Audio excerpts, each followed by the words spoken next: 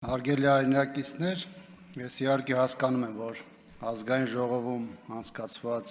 լսումներն առհասարակ եւ կառավարության անվստահություն հայտնելու գործընթացը իշխանությունը ծափարություններով եւ ցնծություններով չէր ընդունելու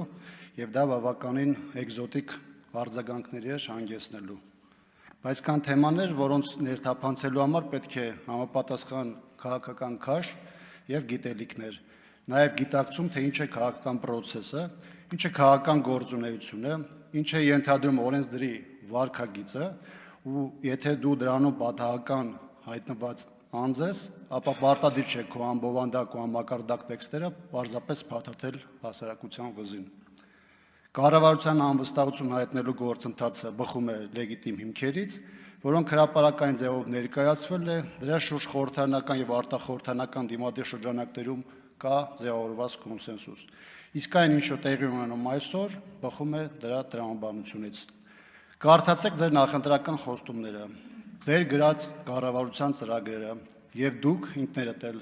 թեև չեք խոստովանի, սակայն կգտնեք ձեր հարցերի պատասխանը։ Գետինը մտնելու փոխարեն որոշները հպարտանում եք ձեր բերած պարտությամբ։ Ոմանք գլխիկոր Էրդողանի գիքն են ֆռցնում, ոմանք ադրբեջանցիներն իրենց հպատակություն են հայտնում, իսկ ոմանք էլ լուր խորհում են, լավ գիտակցելով իրենց արածի ու չարածի քաղաքական պատասխանատվությունը։ Երբեմն ավելի լավ է